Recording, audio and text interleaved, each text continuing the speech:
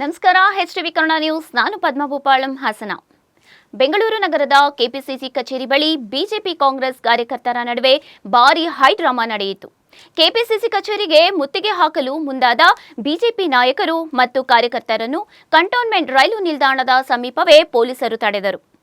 ಬ್ಯಾರಿಕೇಡ್ಗಳನ್ನು ಅಳವಡಿಸಿ ಬಸ್ಗಳನ್ನು ರಸ್ತೆಗೆ ಅಡ್ಡವಾಗಿ ನಿಲ್ಲಿಸಿ ಪ್ರತಿಭಟನಾಕಾರರು ಮುಂದೆ ಹೋಗದಂತೆ ತಡೆಗಟ್ಟಲಾಯಿತು.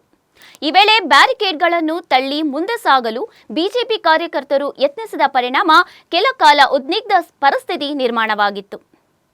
ಪರಿಸ್ಥಿತಿ ನಿಯಂತ್ರಣಕ್ಕೆ ಪೊಲೀಸರು ವಿಪಕ್ಷ ನಾಯಕ ಆರ್ ಅಶೋಕ್, ಛಲವಾದಿ ನಾರಾಯಣಸ್ವಾಮಿ, ವಿಶ್ವನಾಥ್, ಹರೀಶ್ ಪೂಂಜಾ ಸೇರಿದಂತೆ ಹಲವು ಬಿಜೆಪಿ ನಾಯಕರು, ಶಾಸಕರು ಹಾಗೂ ಕಾರ್ಯಕರ್ತರನ್ನು ವಶಕ್ಕೆ ಪಡೆದು ಸ್ಥಳದಿಂದ ಕರೆದೊಯ್ದರು.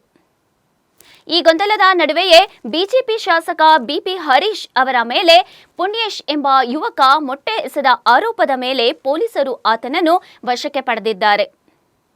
ಘಟನೆ ಬಳಿಕ ಮಾತನಾಡಿದ ವಿಪಕ್ಷ ನಾಯಕ ಆರ್ ಅಶೋಕ್, ನಾವು ಪೊಲೀಸ್ ಕಸ್ಟಡಿಯಲ್ಲಿದ್ದಾಗಲೇ ನಮ್ಮ ಮೇಲೆ ಮೊಟ್ಟೆ ಎಸೆದು ಕೋಲಿನಿಂದ ಹಲ್ಲೆ ನಡೆಸಲಾಗಿದೆ. ಇದು ಕಾನೂನು ಸುವ್ಯವಸ್ಥೆಯ ವೈಫಲ್ಯ. ತಪ್ಪಿತಸ್ಥರ ವಿರುದ್ಧ ಗೂಂಡಾ ಕಾಯ್ದೆಯಡಿ ಕ್ರಮ ಕೈಗೊಳ್ಳಬೇಕು ಎಂದು ಆಗ್ರಹಿಸಿದ್ದಾರೆ. ಇದೇ ವೇಳೆ ಕೆಪಿಸಿಸಿ ಕಚೇರಿಗೆ ಶಸ್ತ್ರಾಸ್ತ್ರಗಳನ್ನು ತರಲಾಗಿತ್ತು ಎಂಬ ಗಂಭೀರ ಆರೋಪವನ್ನು ಅಶೋಕ್ ಮಾಡಿದ್ದು, ಈ ಕುರಿತು ಸಮಗ್ರ ತನಿಖೆ ನಡೆಸುವಂತೆ ಪೊಲೀಸರನ್ನು ಒತ್ತಾಯಿಸಿದ್ದಾರೆ. ಬಳಿಕ ಘಟನೆಯ ವಿರುದ್ಧ ಕ್ರಮ ಕೈಗೊಳ್ಳುವಂತೆ ಆಗ್ರಹಿಸಿ ಬಿಜೆಪಿ ನಿಯೋಗವು ಕಾಲ್ನಡಿಗೆಯಲ್ಲಿಯೇ ಬೆಂಗಳೂರು ನಗರ ಪೊಲೀಸ್ ಆಯುಕ್ತರ ಕಚೇರಿಗೆ ತೆರಳಿ ಲಿಖಿತ ದೂರು ಸಲ್ಲಿಸಿದ್ದಾರೆ. ಇವತ್ತು ರಾಹುಲ್ ಗಾಂಧಿ ಅವರು ದೇಶದ್ರೋಹಿಗಳಿಗೆ ಬೆಂಬಲ ಮಾಡ್ತಾ ಇದ್ದಾರೆ,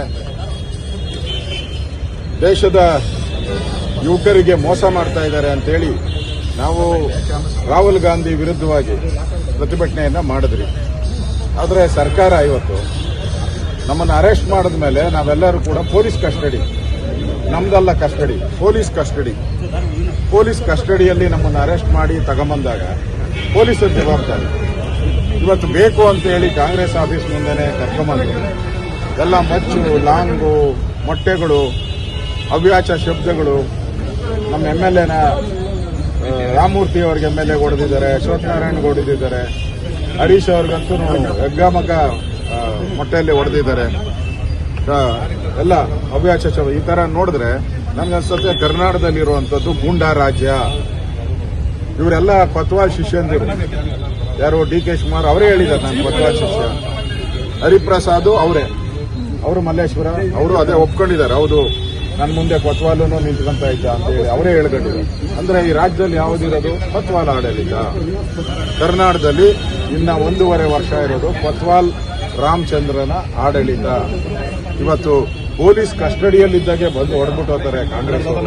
ಆ ಲಾಯರ್ ಡ್ರೆಸ್ ಹಾಕೊಂಡಿದ್ದ ಅವು ಬಂದು ಹೊಡಿತಾರೆ ಅಂತ ಹೇಳಿದ್ರೆ ಇಲ್ಲಿ ರಾಜ್ಯದಲ್ಲಿ ವಿರೋಧ ಪಕ್ಷಗಳಿಗೆ ಅಂದರೆ ಸೆಕ್ಯೂರಿಟಿ ಯಾರು? ಕೊಲೆ ಮಾಡಬೇಕು ಅಂತಾನೆ ಬಂದಿದ್ದಾರೆ ಅವರು. ನಮ್ಮನ್ನು ಕೊಲೆ ಮಾಡಬೇಕು ಅಂತ ಹೇಳಿ ಬಂದಿರತಕ್ಕಂಥ ಗ್ಯಾಂಗ್ ಅದು. ಇವರೆಲ್ಲ ಗೂಂಡಾಗಳೆಲ್ಲ, ಇವರೆಲ್ಲ ಟೆರರಿಸ್ಟ್ಗಳ ಹತ್ರ ಟ್ರೈನಿಂಗ್. ಗೂಂಡಾಗಳಂದ್ರೆ ಪೊಲೀಸರು ಭಯ ಬೀಳ್ತಾರೆ.